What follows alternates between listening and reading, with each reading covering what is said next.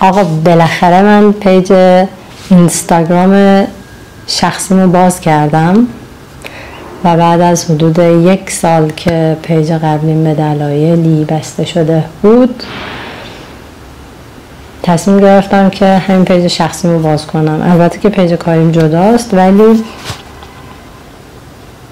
یه پیج داشتم که خب تصمیم گرفتم بازش کنم.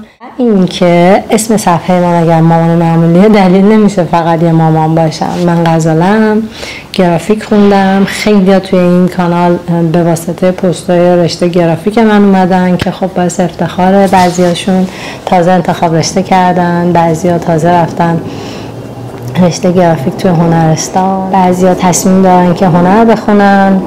تا جایی که میدونستم کمکشون کردم توی پستایی که از رشته گرافیک گذاشتم و قرار باز هم پستای بیشتری بذارم. اسم کانال مامان معمولی فعلا، ممکنه تغییرش بدم. اگر پیشنهادی دارین برام کامنت کنین، خوشحال میشم، چون به نتیجه نرسیدم چی بذارم اسم کانالو. و اینکه توی کانال تلگرام و توی صفحه اینستاگرامم قراره که در مورد چالشامون، در مورد هر چیزی که بتونه یه کمی روال زندگیمون رو ساده تر کنه با هم دیگه صحبت کنیم.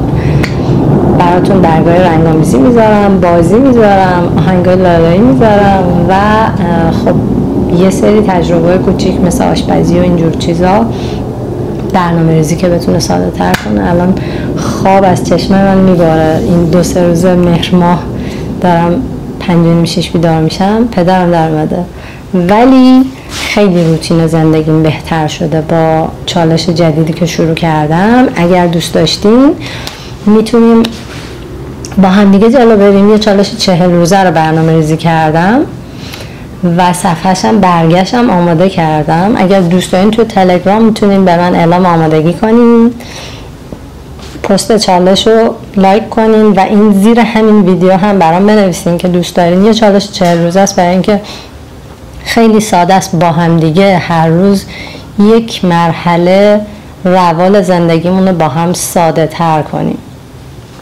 و خب یه سری کارهای خیلی معمول و روتینی که من به این نتیجه رسیدم میتونه خیلی کمک کننده باشه توی بهتر پیش رفتن روزهامون، مفیدتر بودنش، مؤثرتر بودنش و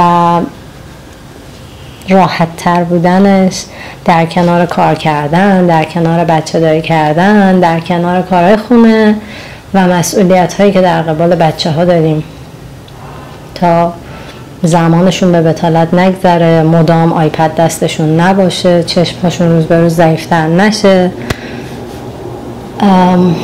شاید این چالش به شما هم کمک کنه. اگر دوست دارین برام زیر همین پست بنویسین. من سعی میکنم هر روز توی یوتیوب هم ویدیو بذارم از چالشمون و توی تلگرام همراه من باشین. همراهیتون واقعا باعث قوت قلب ببرم و توی اینستاگرام هم صحبت میکنیم در موردش. سپاسگزارم از اینکه تا الان همراه من بودین. من غزالم، اسم کانالم فعلا مامان معمولیه و بودنتون باعث دلگرمیمه توی این کانال.